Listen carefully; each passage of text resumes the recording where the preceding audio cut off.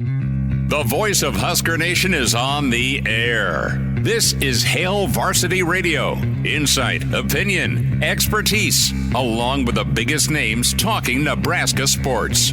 Join in with the show at 402-489-1240 or 1-800-825-5865. Now, here are your hosts, Chris Schmidt and Elijah Herbel. Welcome to it. Mondays here at Hail Varsity Radio. We're powered by your friends at Hurrdat Sports. Chris Schmidt, Elijah Herbel. Hope you're doing well. Plenty to get into as it's a monster week as we gear up for Friday and the road show and watch party at the Hurrdat Sports Bar and Grill. But plenty of time between now and then. Some more Michigan thoughts. We'll take your comments and won't rehash too much. But it's been a tough 48 hours for a lot of Nebraska fans. Not that Nebraska lost, but how they lost. Stop me if you've heard that one. But it was particularly ugly Saturday afternoon. Numbers to get in, 489-1240.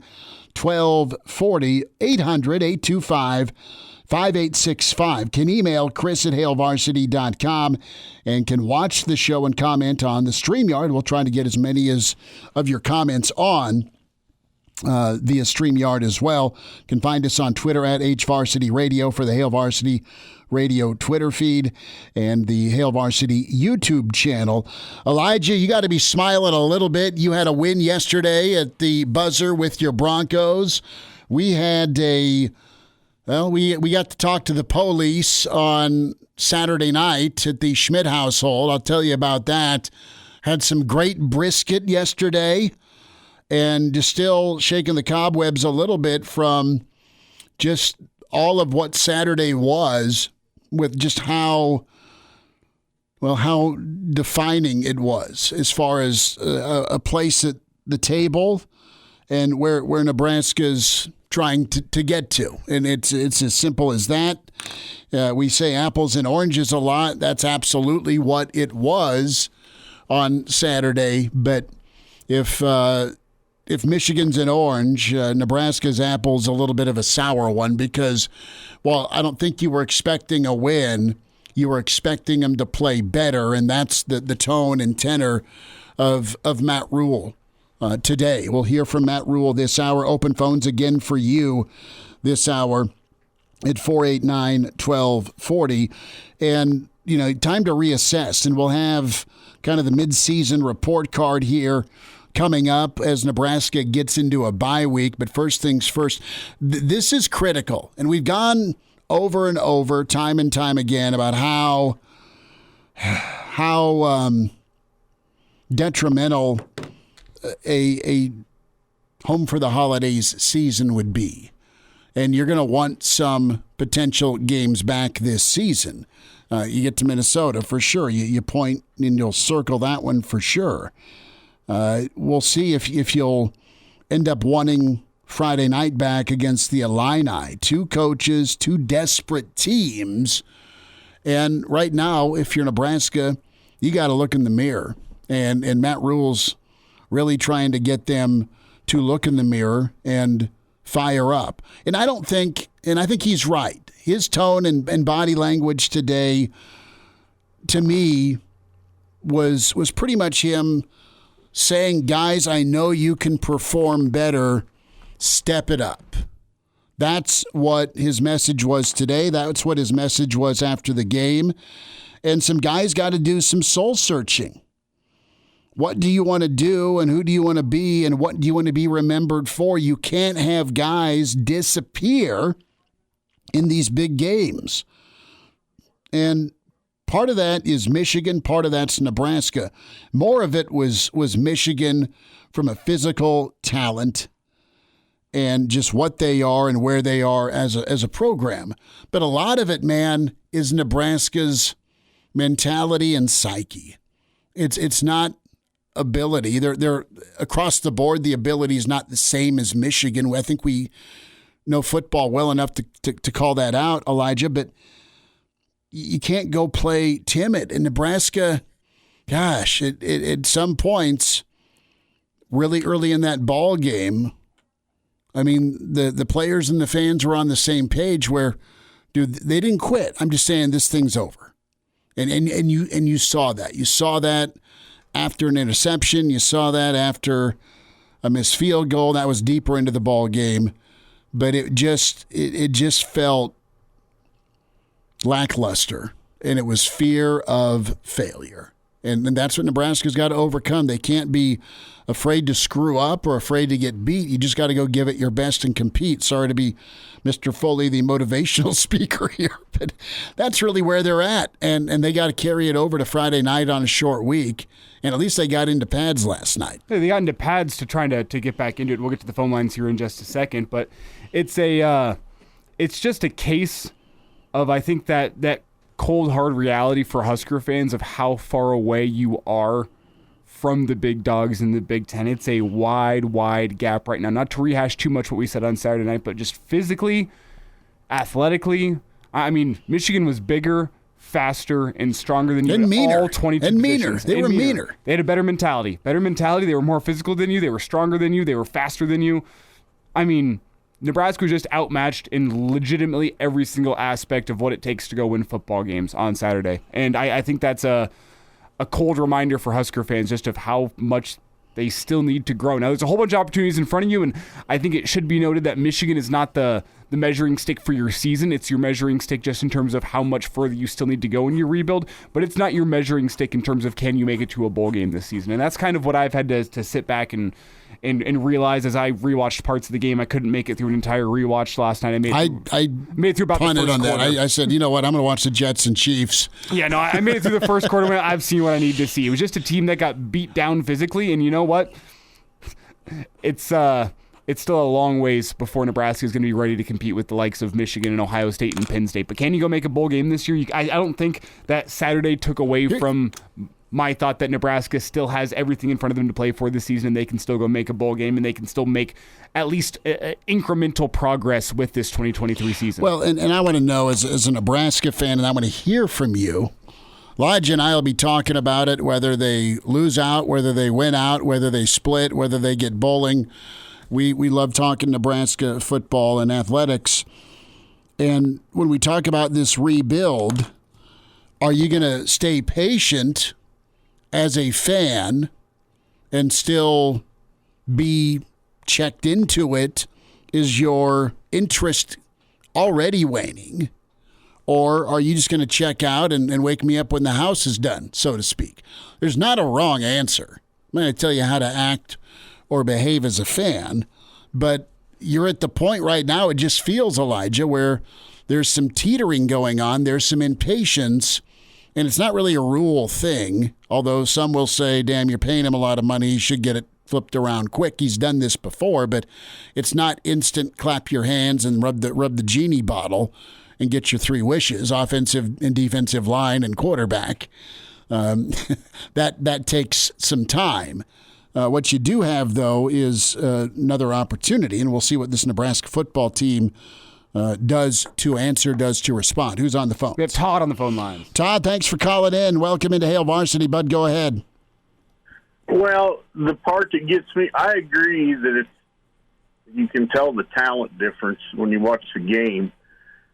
But we've been told for 4 or 5 years that all of our recruiting classes have been ranked in the top 25, right? They have. We're told every year? They've been on paper, and they're not always accurate because you still got to play, right? Correct. But then, but where do they go then? I mean, you just got to be right with your evaluation and be right with who you bring into your program, and then it takes time. You know what? You're seeing some guys that were part of recruiting classes, like Fedoni and Bayer. Okay, both those guys. Fedoni's been a little more active, but Bayer stepped in, just as an example, or even the Bullocks kids that were walk-ons. All those guys were brought in the last 3 or 4 years, and for whatever reason, they weren't getting a shot or as much of an opportunity. They've showed something to this staff, and they've performed well. Now, your offensive line recruiting, that hurts to miss, and you've got some kids that have played a lot of football. They're either still developing or progressing, or they're at their ceiling and you were just wrong at what their projection was going to be when it came to Big Ten football, and that does happen? Well, I'm going to have to learn to pay less attention to the recruiting. Well, the class rank. It's all right, man, because you can be excited about recruiting because it's hope, and it is injecting talent into your future. Now, the problem is it's not, as Elijah and I say a lot, microwavable. In a lot of instances, it takes some time to cook, like you're doing brisket or ribs. Well, and the task that's ahead of Matt Rhule right now is you're going to struggle to go toe-to-toe with the big dogs in recruiting, the Michigans, the Ohio States, the Georgias, the Bamas, those teams. You'll get a visit. You're not going to get a yes. I mean, you're going to have to go toe-to-toe, and we've seen that already this class with guys like Brandon Baker and Dylan Rhule. You're struggling to go toe-to-toe with those guys. Matt Rhule's task over the next 2 years is finding the diamond in the rough type 3-star players that the big schools overlook because they got to take some work, developing them until they play like a 4-star or a 5-star, get some wins on the field until you can go start competing for 4 stars with the likes of, the Wisconsins and the Penn States and the teams of that ilk. You can compete with them. You take those 4 stars. Penn State's pretty damn good at getting 4 and 5 stars. Yeah, that's true. That's true. But you take those 4 stars that you get them playing like 5 stars is. Todd didn't want to listen to my No, Todd, okay. Appreciate the phone call, 489-1240. But that's the task ahead of Rhule, is take the 3 stars, make them play like 4 stars until you can get some 4 stars, sell them on the vision, make those 4 stars play like 5 stars, and then you can build it up. And that's why we talk about the long-term, the 5-6 year build for Rhule. But you have to get some results within the first 3 in order to be able to sell it to the guys that are 4 stars and 5 stars that, hey, there's a reason why you should seriously consider Nebraska instead of just, I'll take a visit and I'll appreciate the fans and I'll get some followers on Twitter and then I'll go to Texas or I'll go to Ohio State or I'll go to Georgia.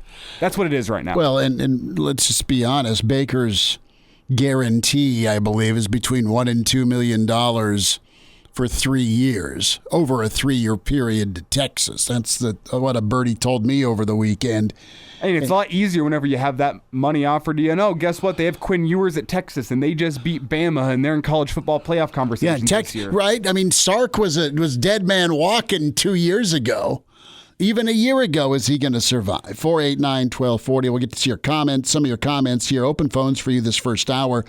Cutter chimes in. I had a feeling that Nebraska would lose. However, I did not expect the team to come out and not put up any fight. They looked like they had lost before they even played a down. Tough for us fans. And yeah, Cutter, you just had that oh no feel and look, and not everyone was racing around. We'll hear from Matt Rhule. He addressed that, and guys gotta perform when they have a moment.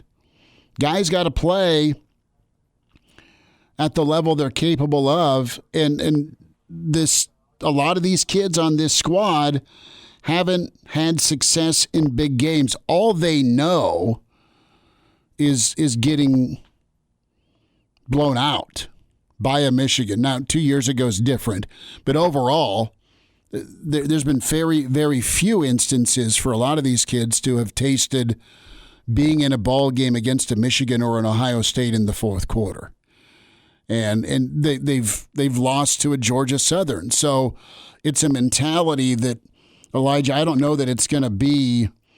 You've got to work your butt off with Rhule and this staff, with this group of kids that you've welcomed with open arms to get them to a certain point and then launch at the end of the year. You just pray from a development standpoint. If you're a Nebraska fan, you get, from a bowling standpoint, that opportunity to keep developing and get to postseason. And listen, we can talk about winnable game or manageable schedule. And we can even talk about coin flips. I mean, they're all the correct answer in this multiple choice. The teams that you thought you could air quote beat are getting better, Purdue and Northwestern. The team that you were really, really worried about seems vulnerable right now in Illinois, and Michigan's always been Michigan. Did you have enough juice to come out? Were you confident enough, or were you frightened that, dude, these guys are so good, if I screw up, it's going to blow up the defense or it's going to screw up the offense, and I don't want to do that to my teammate, and it's going to be downhill. So I'm playing with fear. And instead of making me play better, It's making me play worse and about 5 steps slow. And it looked worse. We go to the phone lines now where Jerry's been hanging on. Jerry, thanks for your patience, bud. Go ahead. Jerry, do you have us? Jerry should have us now. Jerry, go for it, bud. Thanks. This whole thing didn't start yesterday or a year ago. Whole thing started back when Osborne retired. I mean, Solich came in. He had Osborne's players, and we were killing it the first 4 years Solich was in. And when Solich had his own players, it took a nosedive. Then we went through Callahan, and we went through Riley, then we went through Bo, and none of these players are getting developed. They're just not getting developed. And Frost did not develop players. So Rhule's got a heck of a challenge. He's got to take these kids, and he's got to develop them. And if people have to be patient. I moved here in 1972 with my family.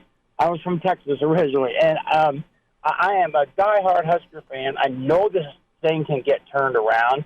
They just got to be patient with Matt Rhule. Don't disagree at all. Don't disagree at all, Jerry. But you just laid out the history. You just laid out the timeline. It's a different man in the headset, but the same issue, and that's asking for patience because you're waiting for it to pop. But I think you're right on. Just give him some time to get it turned around. Tell you what, Schmidt, it's turning into a therapy Monday. A little bit, and my couch is clean in here if you need to lay down.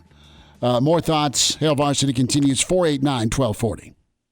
And now, back to Hail Varsity Radio. Open phones, you want to chime in, and we'll talk the topic of patience because that's what this year is going to be and beyond. Are you ready for it? And some of you have chimed in on the stream. We'll get to your phone calls again. Can say, hey, 489-1240, 489-1240 or 800-825-5865. Dion chimes in, man, I've been patient for 20 years. Dion, I hear you. Absolutely hear you, because it's been an ongoing thing, but it's a new situation under Rhule, and that is the yin and yang of this. Saturday did not need to go that way. And Rhule's right about the fact this should stick with and bother. But it comes down to guys that you go recruit, Elijah, that you want to have on your squad playing at a level where they can compete and not get owned by Michigan for multiple plays in a game. Jonathan's been patient. Jonathan, thanks for calling. Welcome into Hail Varsity, bud. Go ahead. Hey, so, thanks for taking my call. But, I know a lot of people are upset about the loss. I mean, I am too. I love my Huskers, but I also try to be realistic. I'm not saying I'm smarter than anybody or know statistics better, but let's be honest. Michigan is number 2. Like, did we really think it was going to be close? I mean, not in this room. And I was at a Husker party, and half of us were pretty pissed, and the other half were kind of like just legitimately asking, how could this happen? Like, I think they were acting so surprised, and they're like, did you really think this was going to happen? I'm just like, yeah, I really did. And, I'm not mad about it. I mean, I definitely want the best for my team, but I think, there's a lot of fan bases out there, not just Nebraska, that can be a little unrealistic in the moment. We all want the same thing long term, obviously, but I think having hope is great, for your team and really believing they can win. But it's like a fine line. You know what I'm saying? That's all I have to say. Thanks. No, Jonathan, thanks for the phone call. That's just it. And listen, there's been some Husker infighting last week leading up to this because, well, you're not a fan. You're not supporting the boy. I mean, listen, you can support the guys. You showed up. And those same folks that showed up to support the guys, you were melting in the stands, and you got the hell out of Dodge at half because you knew it was over. And there's some real Nebraska fans are beautifully smart with football and a lot of things, and you know what you see, and you know what you felt, and there's the heart versus the head. You could this game could have been 38-10. It's still a butt kick, and it's still them covering the number. But the way they went about it, where it was 2nd and 5 and 2nd and 4 all day long, and they did it by running it down your throat, and that's the part coming into this that maybe probably surprised some Nebraska fans because it was Nebraska's vaunted defense. The defense didn't play like they needed to play, and they weren't going to get much help from the offense anyway because of the turnovers and missed opportunities. That's just where they're at as a football team right now, complimentary-wise. But the defense, they got pushed around. And I know Rhule wouldn't go there, but they got pushed around by a good football team that's going to push about everybody else around too. And the thing was that I think stuck in a lot of Husker fans' craws is just how lifeless. It looked easy. It looked like the Husker team was not showing fight. And I don't think that was the case. I think you had guys playing hard out there. I just think Michigan was playing harder, and I think they had better athletes. And I think that's why we talked about that on Friday in terms of one of the big questions of Nebraska can remain competitive is can they go match Michigan's physicality? They're your benchmark for physicality in the Big Ten right now. Michigan hasn't been out-physicaled much, if at all, over the past 3 seasons.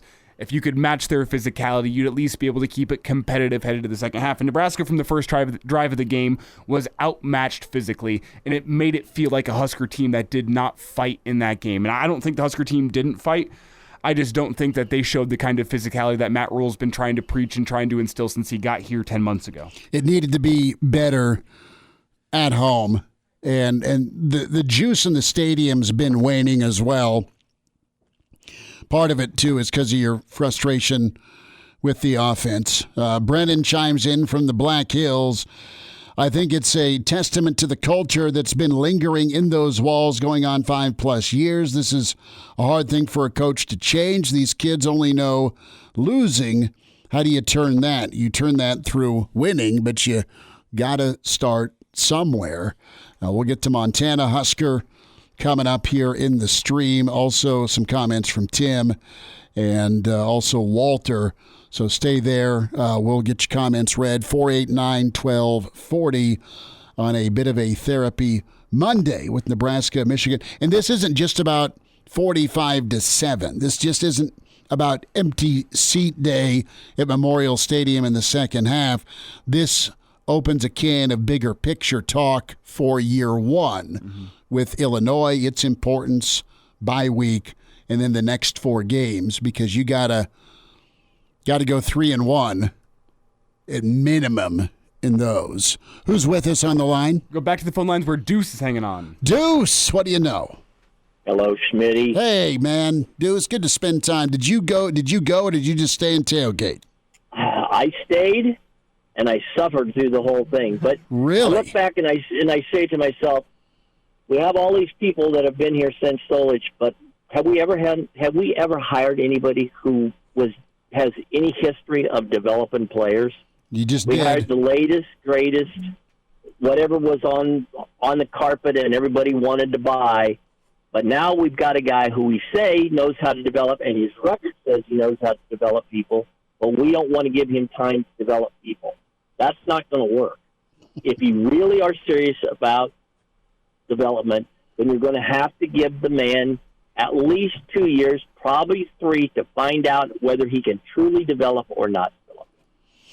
You got to be back to the patience topic, and I think he knows how to do it. I mean, you've already seen some development with guys you didn't know if they were going to play, and that was the defensive side.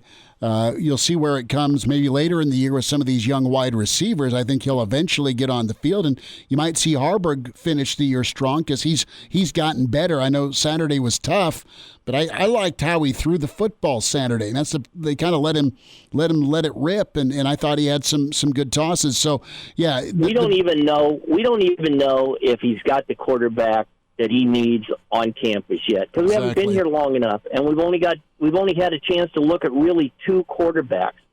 The bottom line, though, is that you have to understand that Nebraska has been competitive with where the talent was fairly equal. Right now, there was no way that you can compare the talent of those 2 teams and say, well, that just proves that we're not there. Well, of course we're not there. Everybody in the world knew we weren't there. So you got to be honest with yourself sometimes and look in the mirror and say, we're not there yet. Well, the other part of it, too, is Nebraska fans have had coaching changes, but this is the first truly branded rebuild. I mean, that's you brought in a builder versus, to your point, the next hot thing or convenient thing. And Nebraska fans haven't been through a rebuild. I mean, it's been what? I'm not sure Nebraska fans understood how big a rebuild this was going to be. And the truth is, a lot of people walked out the door. So you're not there. You don't have the offensive line. You certainly don't have the people on the offensive side of the ball that can help your defense by keeping the ball in their hands for a while.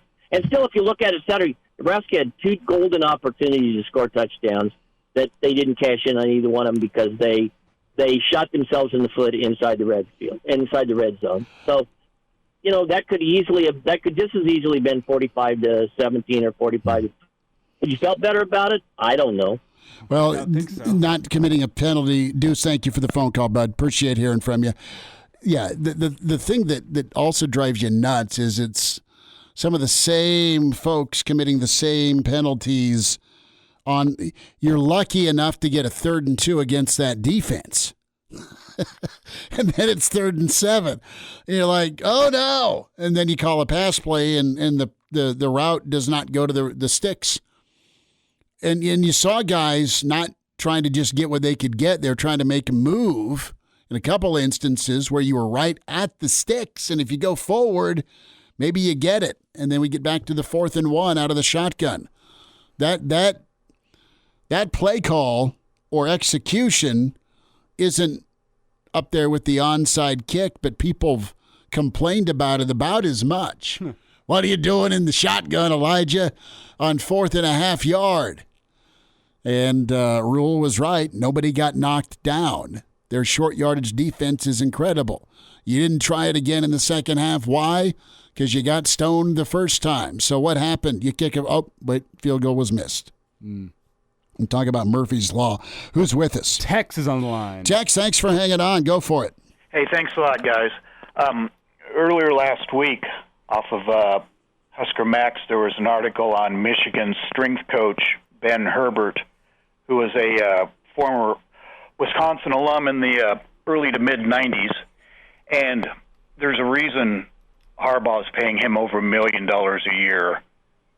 You can Google him or read the article. That guy, from what I've read, is probably head and shoulders above everybody else in the country as far as leading a strength and conditioning staff. I mean, the guy's got 2 levels for his players. The ones that go above and beyond are in the green color, and the ones that are subpar are in the red, mainly for in reference to their color their school's rivals.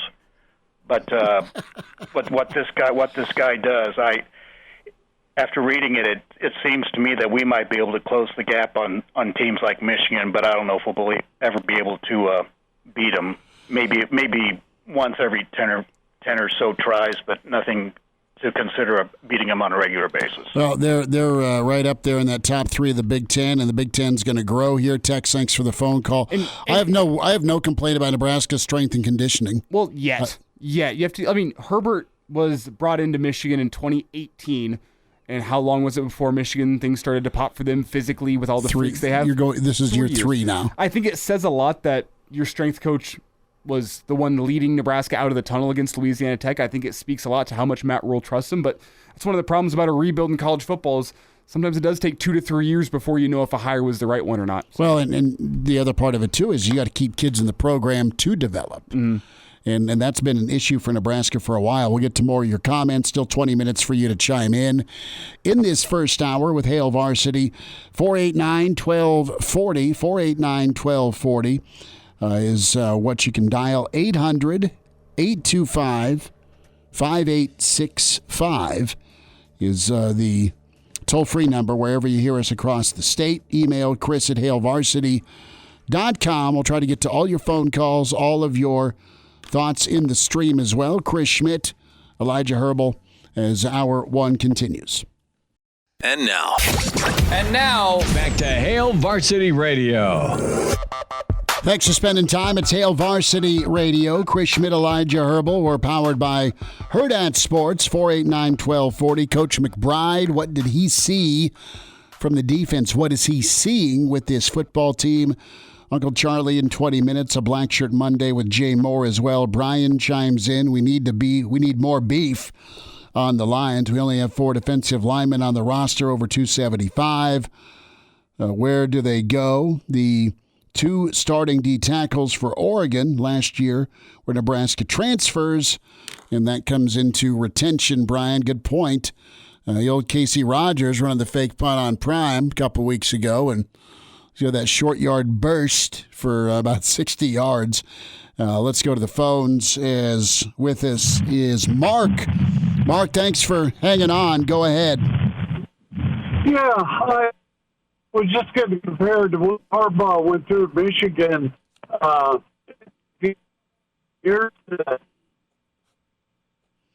Mark, I think we lost you, bud. You dropped out. I said you dropped out, Mark. Start over for me, bud. Okay, is this any better? It is good now. Yeah, just stay right where you're at. Okay. Okay. Yeah, I was just curious, how many years has it taken Harbaugh to come up with the team he's got now? It wasn't that many years ago that he was on the hot seat and they were wanting to move on and get somebody else. So I think we got to give at least a couple of years for Rhule to give it a shot. I think you're right. And, you go back to year 6, that's when things got a little hairy for Jimbo because he couldn't get by Ohio State. They were 10-win teams his first 2 or 3 years there. He inherited some good kids, but he kind of went after the flash in recruiting in year 3 and year 4. Those kids didn't even play in some of the bowl games that Michigan made. They opted out, and then he reassessed, and he also got McCarthy. He landed his quarterback along with a great offensive and defensive line. He went after the Aiden Hutchinsons of the world, a 3-star kid that is a top 5 pick in the NFL and killing it. So he did a better job of evaluating. They're always going to kind of go get who they want, but is it who they take? Are those the kids that can stay in the program and be difference makers? And he's done a good job of that. And one of the things with that patience aspect is just the fact that Husker fans are sick and tired of being patient. It's hard that, you were in year 2 or 3 of the last guy, and you said, well, we're going to continue being patient with him, and eventually he'll get it right. You don't want to be wrong again, because if you're going to be wrong again, how far behind the 8 ball are you going to be in college football with the expansion of the playoff and the expansion of the Big Ten?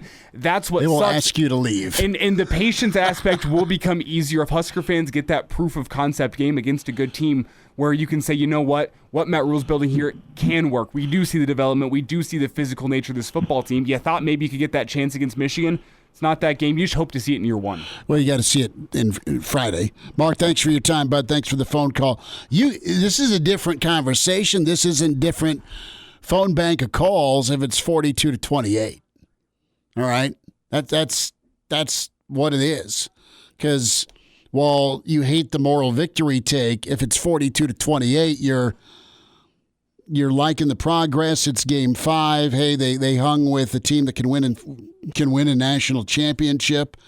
It's doable. Right now, you still have some doubt. That's all right because the guys that are supposed to be standing up in these big games didn't. You're not going to be perfect every play, but you got owned a lot. Tim, amazed that we shoot ourselves in the foot multiple times again. Undoubtedly still on board with Rhule for 3 years minimum. That's kind of the tone here. It's a vocal minority on social media or some emails or some phone calls, Elijah, about, that Rhule was going to get this thing flipped. And he still, I think, will. I'm optimistic because of his track record, and I've seen some improvement this year. His guys just were gun-shy, quite honestly. Gun-shy, and that is eating at him. Who's with us? Doug is on the line. Okay, Doug, thanks for calling, bud. Go for it. Thanks for calling. You bet. Great show as usual. Hey, in recent memory, like if Nebraska runs on right side and they get a first down 10 or 12 yards, you ever recall them running the same play again? Or do they fall into the deal where they throw an incomplete pass, keep screwing around, and 3 and out? Why don't they run the same play till they stop it? Well, that's a good question. Easier said than done. And I think they tried to go back maybe in some of the previous games with that toss power. They ran it a couple consecutive times. but against the Power Five, they have not run the same play twice. And the same thing on defense. Well, let me turn this back to you, Doug, and ask the question. Have you seen enough from this offense to think there's confidence that they can run the same play twice and have it work twice? Because from what I've seen from the outside, and the coaching staff probably has a better idea than I do, but from the outside looking in, I don't think there's enough confidence in the offensive line or in the running backs, the quarterback, that you can run the same play twice, the defense can know it's coming, and it's going to work again. I haven't seen the confidence yet. I don't know. They got the back, maybe got 8 or 10 yards or 15 or 20, and they're all pumped up. Let them do it again.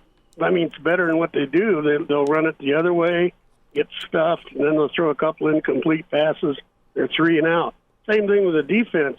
If they run 3 people, rush 3 people, and the quarterback's got all day to throw it, you just keep running 3 in there. Don't ever send 5 or 6 because, I mean, what the hell? Who's calling the plays? I think you'll see more multiple man pressure moving forward.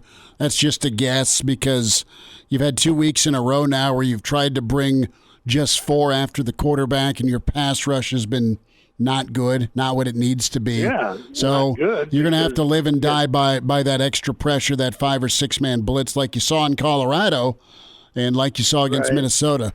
Doug, appreciate you chiming. Go ahead. Go ahead. Do you have a final thought? Well, no, but when there's Colorado, and when they sent the man in motion all the time, and then when the snap hit the guy, they never did that again. They never used the motion guy again.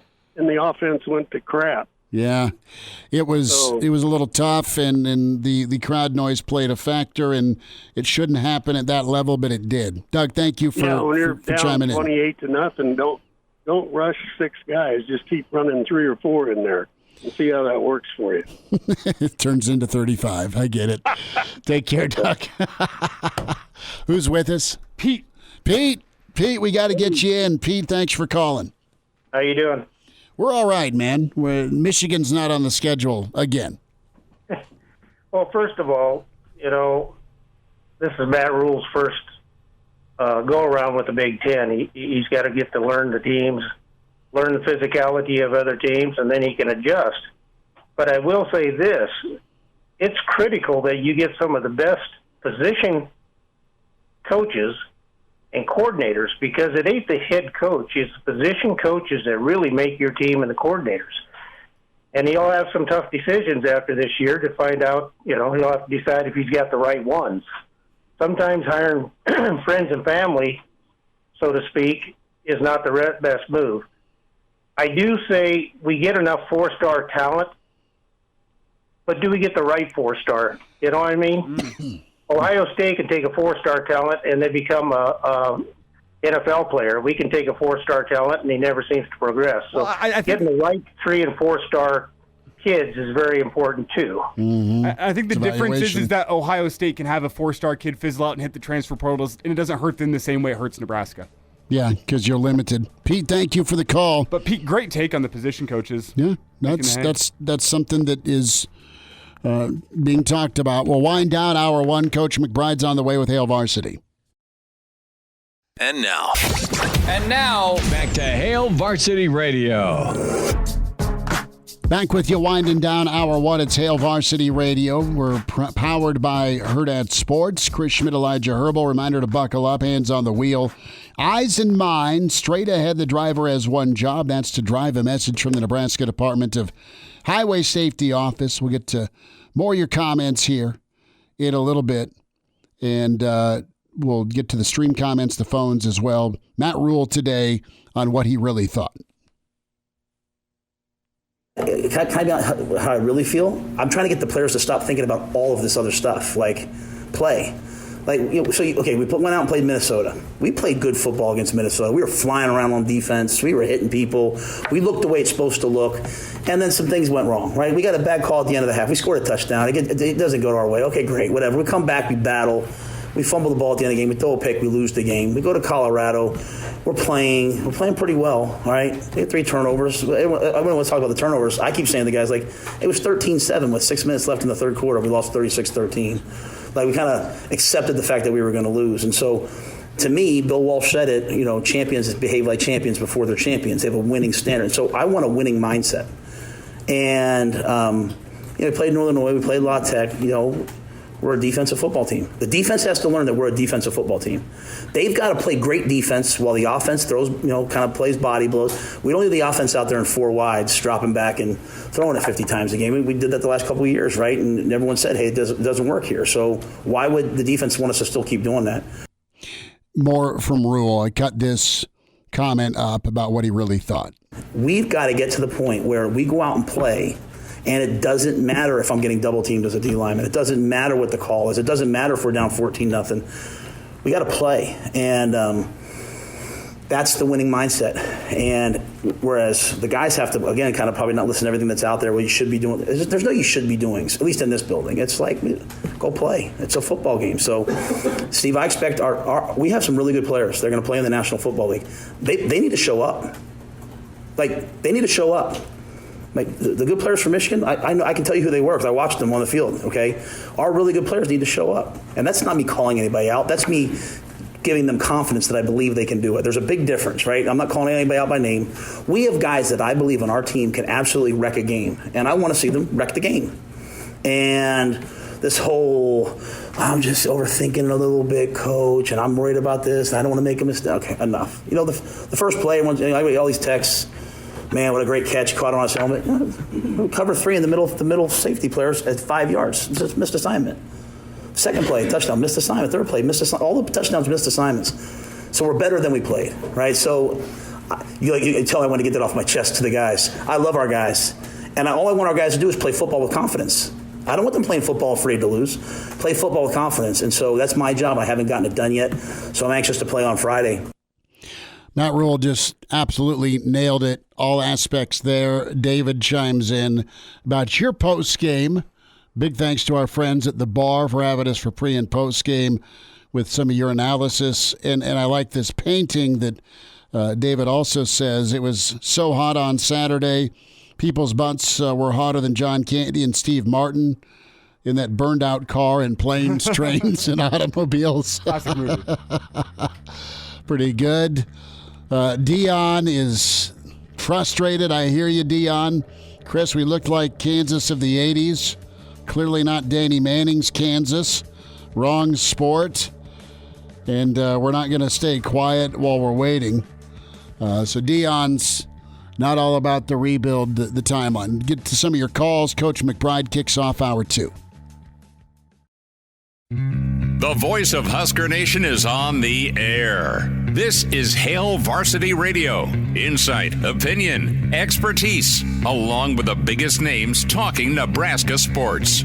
Join in with the show at 402-489-1240 or 1-800-825-5865. Now, here are your hosts, Chris Schmidt and Elijah Herbel.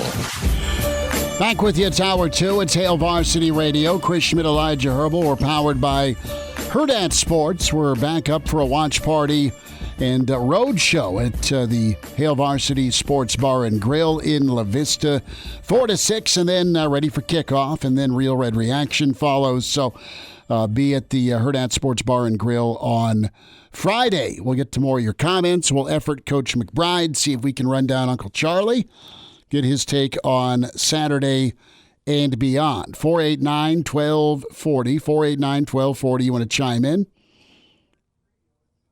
We'll see if we can't run Coach down. Jay Moore, part of the Blackshirt Hour, going to be with us as well. So, Anonymous, back at it, chimes in. When the other team is just a hell of a lot better than you, as I'll post it here, you can just line up and they can kick your ass. There's not much you can do. That said, the 3-3-5 is not the ideal defense to go up against Michigan. It worked all right for TCU, but that was a lot of help from Michigan. But Anonymous, thanks for your input with it. And Irma chimes in, boys versus men. That's what Saturday looked like to Irma. And Walter chimes in. Walter is saying, look, Rhule and Satterfield choosing Sims to be their quarterback was a big mistake. There's been some commentary on that. But the takeaway from me on Saturday had nothing to do with the quarterback play. Nope. No. It was offensive line. It was running game. Front seven. Yeah. I mean, there's a lot to it. Do we have him with us? We do. Mr. Blackshirt himself. Mr. Blackshirt, Charlie McBride, is with us. He is in Michigan. Have the Wolverine folks left you alone, Coach? Thanks for the time today. I tell you what, it's the middle of the week, right? I mean, to that, everybody went home. So it's Monday through Thursday. It's the middle of the week for us. Mm-hmm. And so everybody's home, and so I don't hear anything. I don't hear any noise at all. And I got a couple of people drove by the house and waved and smiled. I don't know what that meant. That's about it.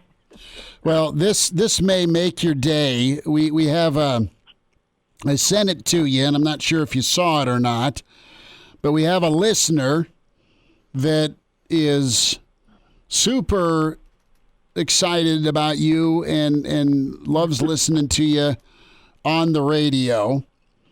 And they had a little girl, and give me the Twitter handle, Elijah. Is it Frozen Corn? Yes, that is her. Frozen Corn. She's awesome. She loves listening to Mondays with Charlie. Been listening for years. Years, and you've been kind enough to be on with us for years. And they named their little girl Charlie after you.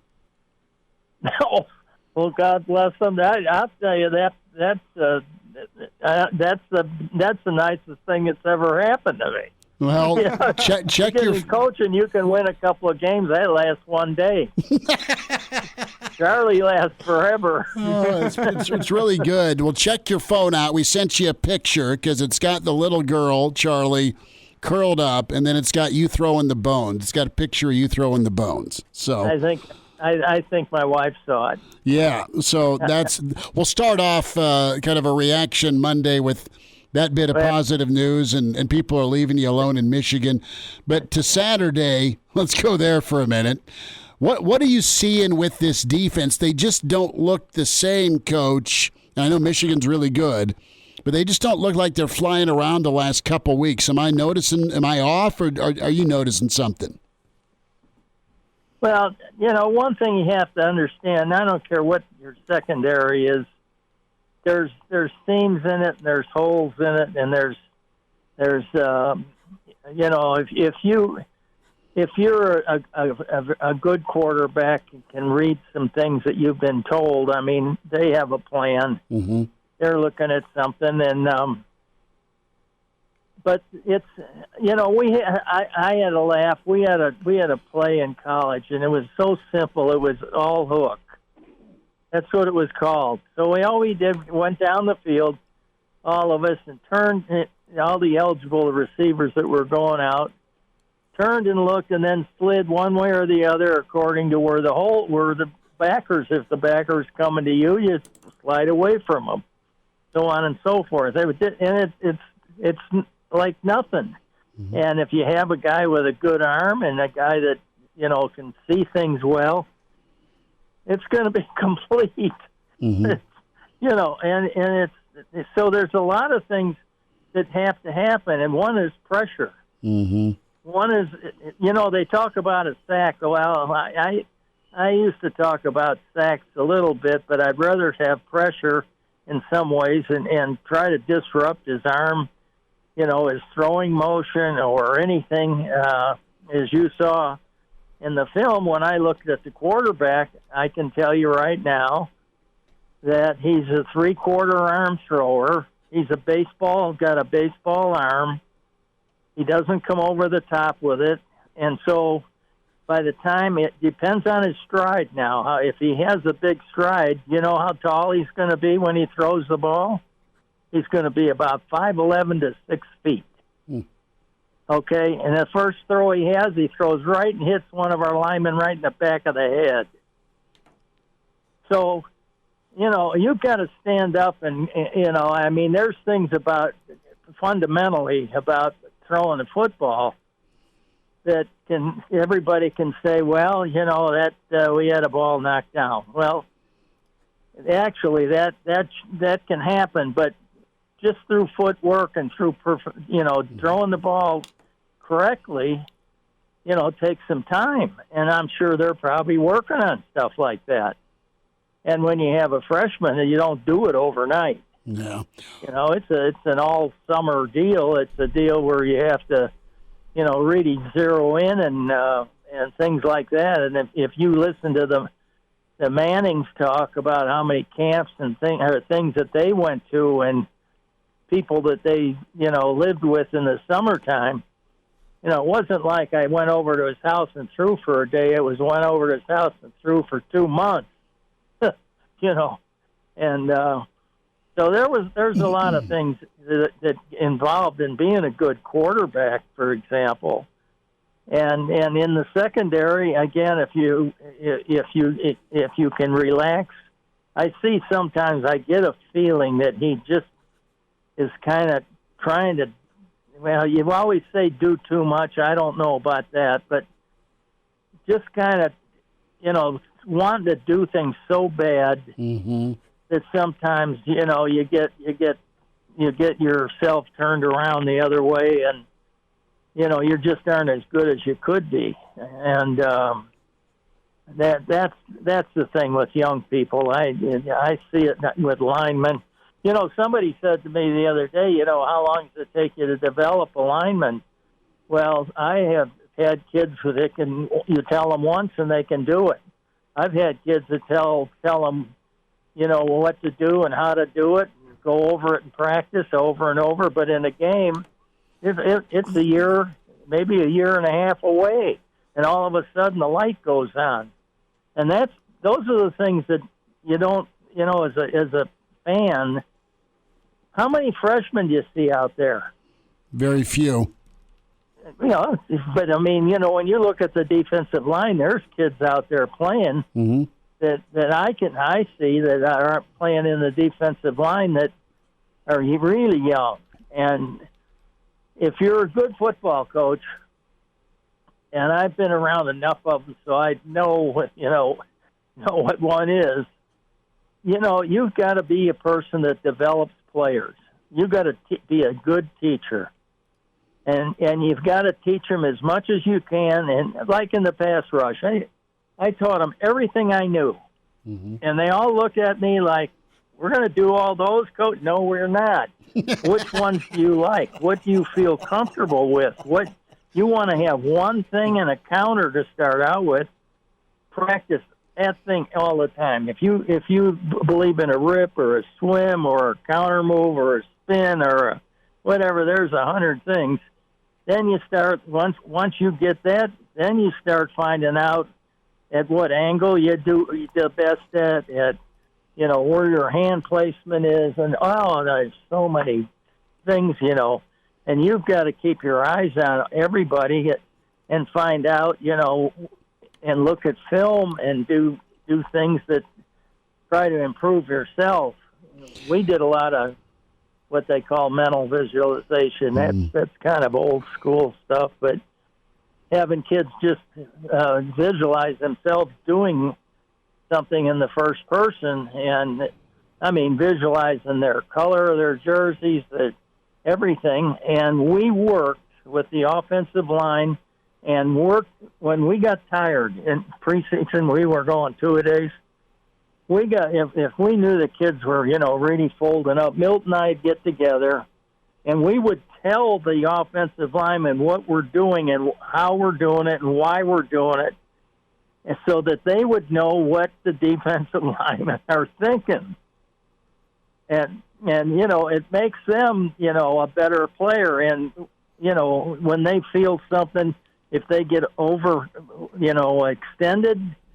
They're going to get a counter thrown out. If their shoulders get perpendicular to the line of scrimmage, you're going to get a counter.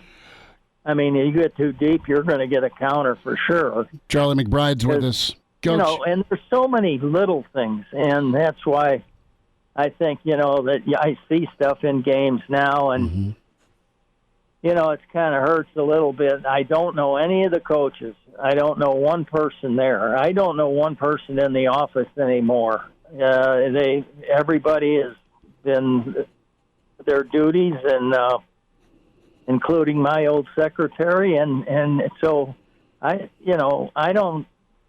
just don't feel free to talk to people about anything. Sure. What did you take away though from the game? And let's talk real quick, Coach, about Illinois. I mean, big ball game for Nebraska. The coach's press conference today pretty much was just, guys, you're good enough to be on Sundays. Go play like Sunday players and let it rip. I mean, that was his message. Let it rip. Don't be so timid. They played scared. Yeah, well, they were. Believe it or not, I hate to use the word, but Michigan, they were intimidated by Michigan. Mm-hmm. I mean, you see things that happen in the game. They're playing hard, but there's just something there that isn't there. And a couple of the games you saw them flying around. I mean, going like and that's the way you have to. Forget it. Go play. Go have some fun. Don't make it the game is you're never going to have any fun in your life. What are you going to do? Is live in a box or something? And go play and play as hard as you can and have some fun. And that you've got to kind of turn it loose and relax. I mean, you try to do everything for everybody else. Just do it for yourself and through the people that. The people that love you are the ones you're playing for anyway, because they're never going to let you down. Mm-hmm. Charlie, they're going to tell you did good even though you did bad. I mean, those are the people you play for. You play for your little sister, brother. I don't know about the dog, but you play for the parents, grandparents, everybody that is at home. You think that they're not nervous before a game? Mm-hmm. How do you feel before a baseball game when your son's playing? You get a little nervous, don't you? We need a little Jack Daniels. You think of mothers and fathers sitting in the stands, and they're worried about you. They're worried about you making mistakes. They're worried about you getting hurt. They're worried about so many things that maybe you don't even realize as a player. That those people really care for you, and no matter what you do, they're behind you. Charlie, that's the fun about playing the game is, a lot of people say I play for my mom or I play for my grandma or, and I used to challenge the kids to pick somebody out in their family, and then if we win, call them up and tell them what you did. Coach, I played that game for you. Coach, I got a minute here. How do you feel about Friday? Good. Okay. Yeah. I think they'll learn. They learned the lesson. I think a little bit that, they're good. They're good. I mean, they didn't play like they were good, but they're a good football team when they play together and when they really get it, get going. And that's on both sides of the ball. Mm-hmm. The offensive lineman got to go out there with the idea, I'm going to show this guy who's boss right now. I'm not going to wait till the second half or do any of this stuff. I'm going out the whole time, and I'm going to see if I'm tough. If I'm tough, I can make every play. I can focus on every play. I can do things that are, that I've never done before. I'm going to play harder than I've ever played before. And I challenged those kids. I said, if you play, how many guys have played as hard as they can? Kids will raise their hand. I say, no, you haven't. Got to get there. No, you haven't. You don't know what playing hard is yet. Coach, we'll check in on Monday and see how it went. Thank you so much for the time today. We'll win. All right. Oh, sure. We're gonna smoke them. Thanks for having me. Take care, Coach. Okay, bye.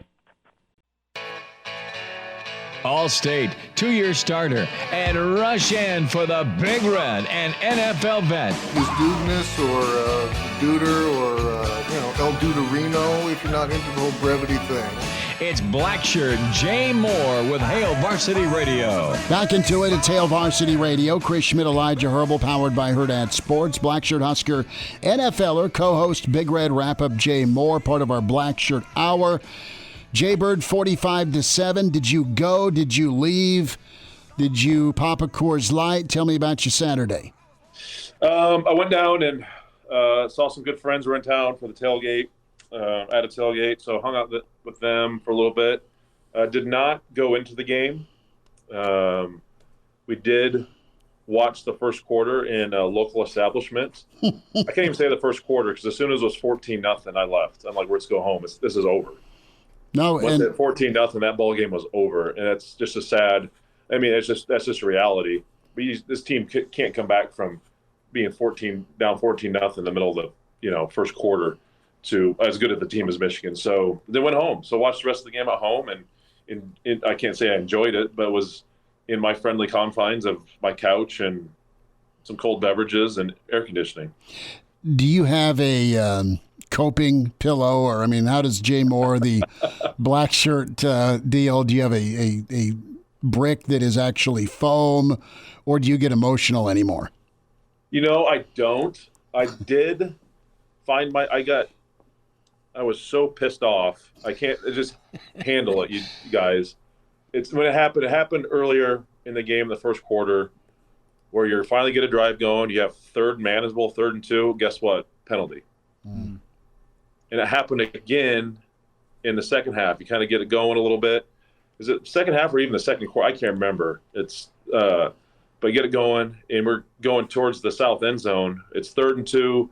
I think Anthony Grant has a false start penalty. 3rd and 7. Don't get it. Missed the field goal.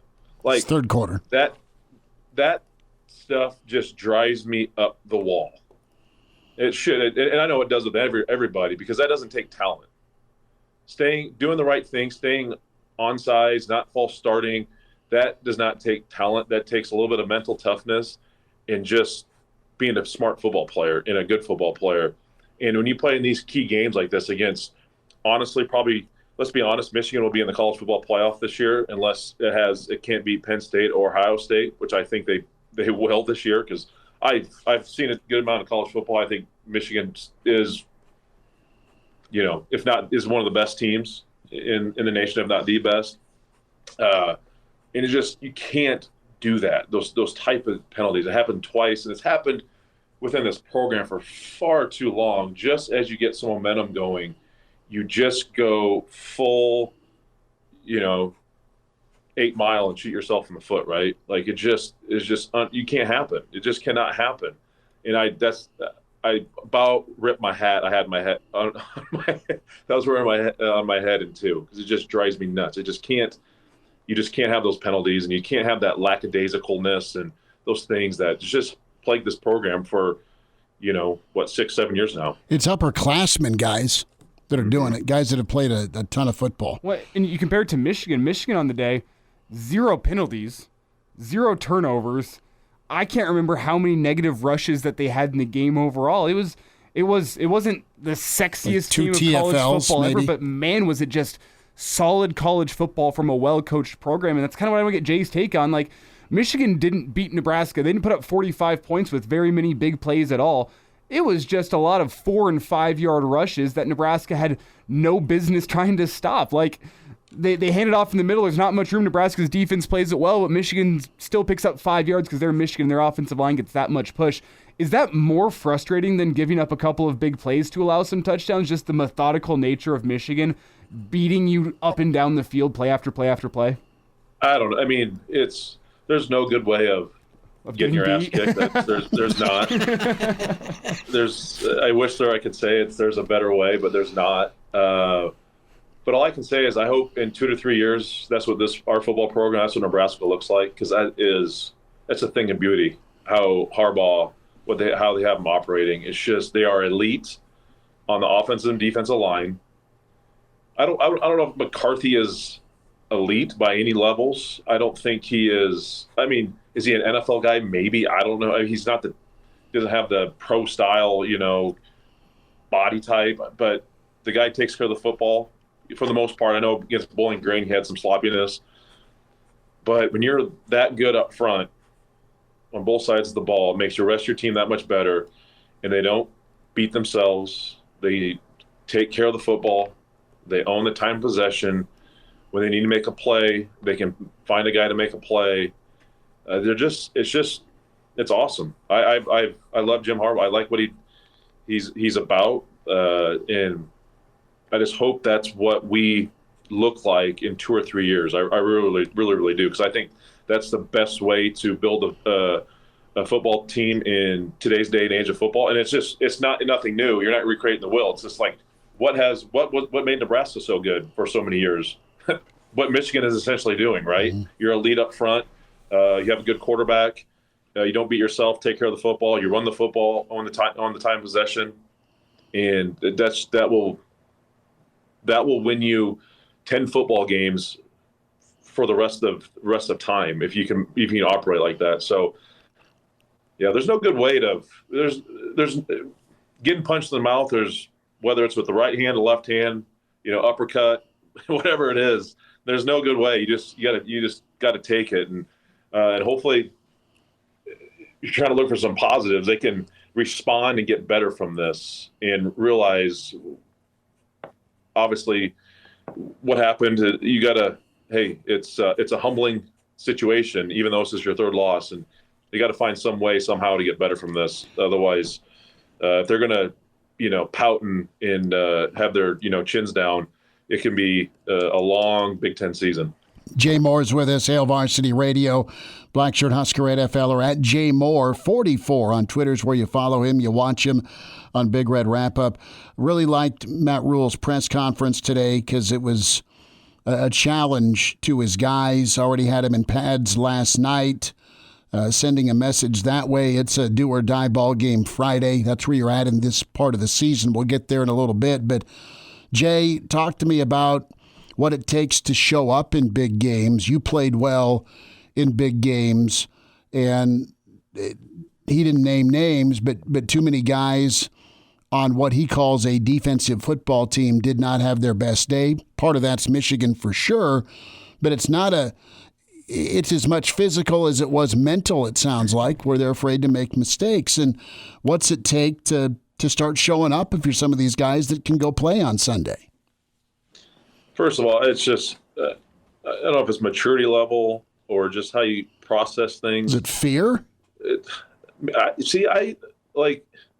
Fear motivated me, but I always say there's no such thing as a big game. Every game's a big game. You should prepare for every game the same way, no matter what. No matter if you're playing Louisiana Tech or you're playing for Michigan. Do not put an opponent on a pedestal. Just prepare like you should every week, and things will take care of themselves. You think you have to go out there and do something extraordinary against Michigan or something, against Illinois or whatever it is. You've already taken yourself out of it. Just continue to do what you've done to what's gotten you there. And yes, if there's things that you need to work on to get better from a technique wise, from an alignment thing, you have to be coachable, and you have to, you might have to change some of those things, but thinking you have to just go out and, set the world on fire in a game because you're playing Michigan. It's like, man, that's the wrong mentality. You just got to approach it like every other week, and then get incrementally better and take the coaching and tweak things here and there and change some game plans. But Schmidt, every football game I played out, there was so much fear, the fear of failure, but the fear of failure also made me practice the right way. Because I know what it was like. There's nothing worse getting your ass kicked in a game, whether individually or from a defensive standpoint, and having to go back and sit through and watch that film, whether as a team or as a defense or as a position. There's nothing worse when you don't show up and you have that red dot pointed to you on the screen the whole time asking, what the hell are you doing? Why'd you do this? We talked about this. We ran this play 7 times in the week, and you did it right. Why you're doing it wrong now? There's nothing worse. If you have an ounce of respect for yourself, you do not want to be that position. That happened to me early in my career, and you fear that. And the only way to get over that, you have to practice and take every rep and do everything as it's a game, to make sure that does not happen ever again. You have to, that walk-on tackle that you're going against, you have to say, you know what, this guy is a first-round left tackle next year in the draft. You have to get yourself prepared that way. You cannot get sucked into the day in, day out grind of being a college athlete. You have to get yourself there mentally. and the coaches have to help you there too, because you can get low down a little bit, and the coaches have to hold you accountable. But you have to. Fear is a good thing. Fear is a great thing. Fear is a great motivator, and I'm sure they got the fear of God probably put in them this week already through that one practice, and obviously practicing today to get this thing corrected and get it to where it needs to get going. Because I tell you what, Illinois is getting the same butt chewing as well after their performance against Purdue.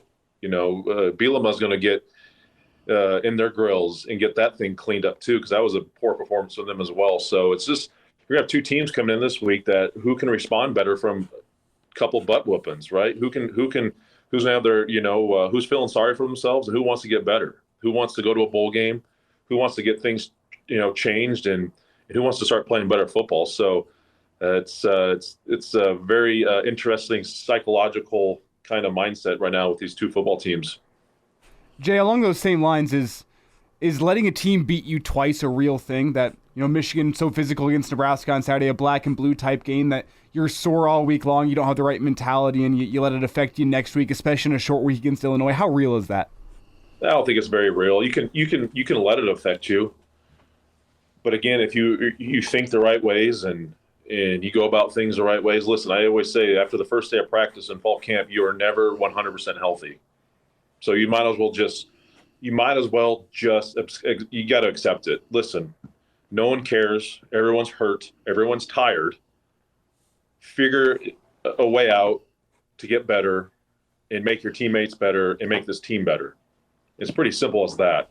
And if you want to say, oh, you want to start feeling sorry for yourself, then there's just no room for that at this level of college football, or just at this level period, or this football period. You cannot feel sorry for yourselves, because guess what? Everyone's in it. All the great teams, they're in it. They're hurt. They're banged up. They're tired. They love a bye week. They love a couple days off. Absolutely. But you got to embrace the suck. You got to embrace that. You got to embrace the challenge. You got to be comfortable with being uncomfortable in situations like this. And you're going to get challenged. They have been challenged, and you got to accept the challenge. You got to be coachable.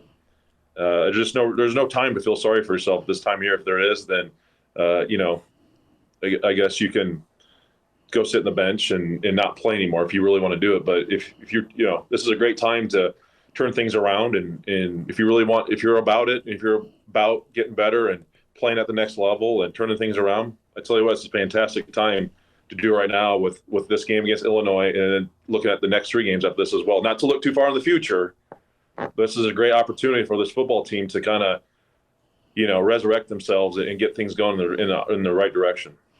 I like what Rhule said Saturday evening about we'll find out about me. We'll find out about this football team with the response part of it. But I want to go back to the not letting it rip. He talked about that Saturday. He followed up with it today, where guys were playing not to make a mistake. And we've all had moments in life where you don't want to air quote lose, right? Whether it's work, whether it's personal life, you can be timid, but there's a point where you kind of punch your way out of that. You would hope, and to me that's a long-term thing with this football program, and it's not just a Rhule. He's got to deal with the problem, but you've had so many losing seasons where it's ingrained, and it's one thing to talk about not having that loser mentality, but you got to see it flip and win on a Saturday, and they haven't yet. They haven't. Winning's a habit, losing's a habit, and unfortunately, we've had losing habits. Since 2016, last time we had a bowl game, right? And yeah, there's scar tissue. There's not a doubt. You have to accept that. These guys have been through it, right? They've been through multiple coordinators. They've been through multiple head coaches. They've been through multiple losing seasons. There's a time to I think build guys up, and there's a time you got to just call it like it is. And I love this saying. This is a time, especially after a game like this. It's facts over feelings, man. It's calling a spade a spade. It's calling whoever it is And it's time to have those difficult conversations with players and just saying, hey, what the hell? This happened last year. You need to watch the film. How come X player, during these games you're okay and you played well, but how come when Ohio State comes in, Michigan comes in, Penn, whatever it may be, teams that are a little better, you kind of spit the bed a little bit here. What's the deal, right? You just got to have that conversation. And it's probably more of a position coach individually. You're not doing this in front of a team. I don't think it's time to individually call out guys. You just need to have a real, personal conversation with guys just to say, what happened? Why is this? Help me, let me help you get over this situation, because obviously there's a history of this, and obviously there's something that goes on. And I get it, because I've been in those games too, to where you go, but it's just natural for a human being to go, you know what? Oh crap, here we go again. This is just like this game. It just takes a special mind and a special, just kind of a mentality just to keep yourself from going there. And until you actually can do it and get there, it's hard to get it, hard to overcome that scar tissue and those negative thoughts. It really is. It is extremely hard.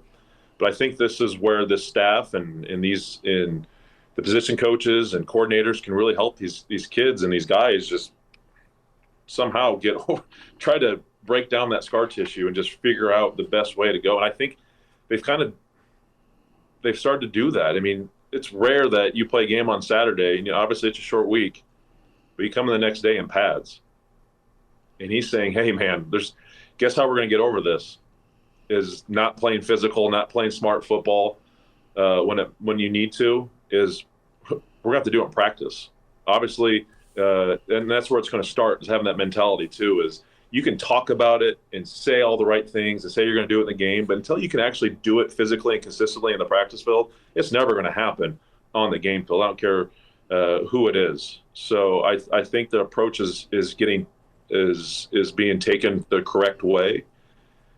It's just they gotta get it going, and just like I said, this is a great time of the season to fix it and get it corrected. And hey, guess what? You just played the best team on the schedule all year, right? You're not playing anyone better than Michigan all year, unless you make a bowl game potentially. Mm. But you put that performance out there against the best team, and let's fix it. Let's highlight the areas that need to get fixed, and let's find out what we did well too. There were some good things they did, just not at the right times and well enough during the game. But let's highlight those great things. But let's get this thing going the right direction, because it's, like I said, it's a great opportunity here the next month to get it figured out. Jay, personally, you mentioned the fact that if Nebraska makes a bowl game, did your confidence in Nebraska's ability to make a bowl game go down after Saturday, or do you feel like a game against a top 5 team, a team that's in year 8 of their rebuild under Harbaugh and has been there and done that, do you think you have to set that to the side a little bit and judge it differently, or does your concern for that bowl game go up? I think if they don't play well on Friday against Illinois, the concern definitely goes down. Listen, I did not expect them to beat Michigan. Mm. I expected them to play tougher and more physical and look like a more capable of a football team. They did not show that. It damn near looked like a JV team going against a varsity team for part of that game, unfortunately. So that's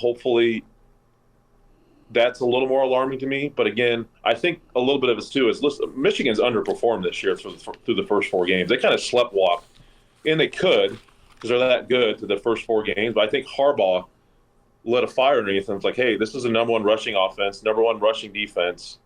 And we're going on the road for the first time. Let's go show them who the hell we are. And whatever he did, it worked, because they were they looked the part. They looked the part to be a national champion, in that game. So, again, they lose to Illinois Friday. Yeah, it could be a very interesting rest of the year. But they come out and they show improvement. They win. Like I said, the month of October is very doable for this team if they can have the right mindset, get better, stay healthy, take care of the football. They have a lot ahead of them to achieve yet. Jay Moore is with us, Blackshirt Husker, NFLer. Big Red Wrap-Ups where you watch Jake and follow him on Twitter at JMoore44. Bird will see what Friday night brings. Yeehaw, one of those Friday night Big Ten specials. As Nebraska back in Champaign, Illinois has won quite a few in a row. And see if Nebraska gets on that winning track and can play some complimentary football and see if the defense responds the right way. With they're a defensive team, they got to show that on Friday night, bud. Yeah, they do. It's gonna be a great test. Don't hate that it's a short week. It's easy to. It's really, those short weeks are easy to get over the losses and in the poor performance, and just kind of, you want to learn from it, but you got to put it behind you and get better. And no other time to go on the road doing against Illinois. Jay, we'll talk next week, bud. Thanks for a few minutes. Yep, thanks, fellas. And now, back to Hail Varsity Radio. One final time on a Monday, Hail Varsity Radio. We're powered by Hurrdat Sports. Chris Schmidt, Elijah Herbel. Tomorrow, Mitch Sherman will join us, and our dear friend Jeremiah Searles. Get Searles' take on things. Moving forward, and thanks to all of you for chiming in on the StreamYard comment section. We tried to get to as many as possible. We'll try and squeeze in a couple more. Emails as well. And podcast again, Spotify, iTunes, Google Play. You want to get caught up with the Monday edition. John is with us. John, go for it. Thanks for calling. Well, listening to your last segment, you're like Shakespeare talking about what's going on. You put it in the vernacular that people like me and other people can understand. But I've given my tickets away after the second game, and, I've heard the same BS for 20 years, and I'm just, I don't want to hear it anymore. If they start producing, it's really tough for a guy my age to walk the distance and climb up the steps. But I hope, what's frustrating to me is seeing them not knowing how to tackle right, jumping off sides. It's just, it's basic football, and I don't see that being taught. And they had coaches last year and the year before that should have instilled this in them, and they hadn't. And it's not the athlete's problem; it's the athletic director and who they hired as coaches. And now this coach has come and inherited this problem, like you were saying earlier. So I hope things work out, but I'm not going to go until things look a little bit rosier. Fair. It's a big bar bill, for sure. It is an absolute monster bar bill for Rhule and company, and they're working on it. And I would respond this way. I would respond this way, John, that at some point guys have played enough football that they shouldn't be jumping off sides. So your alternative action is to replace those that keep making mistakes, or do you live with the mistakes because they're the best you got? And I think there's your catch-22, because they want to win now, and they're just not capable in that moment at Michigan. I think Coach McBride nailed it. They looked intimidated by Michigan. And that's just where they're at. See if they can rebound and get things figured out for Illinois. A lot of season left, but it's such a critical ball game Friday night. How do you respond on the road with another swing at it, so to speak? You had Colorado as an opportunity, you had Minnesota as an opportunity. Michigan's a whole different world, and now here's Illinois. So appreciate you tuning in. Thanks for your phone call, John. Appreciate you, as always, checking in. And John's been going for a lot of years, and he's seen enough. When there's a little bit ROI for him, he'll be back in the stands. That's fair enough. And in Michigan, I think, as we kind of laid out in this show, was not a great test in terms of talent. Michigan had the clear talent advantage on you, but what was disappointing was they beat you in some football fundamentals, penalties, physicality, just handling toughness, handling the opportunity. Exactly. Right? I mean, Michigan's like, okay, these guys are the number one rush defense. Captain Khakis. It's like, let's go run for 2 bills. They ran for 230.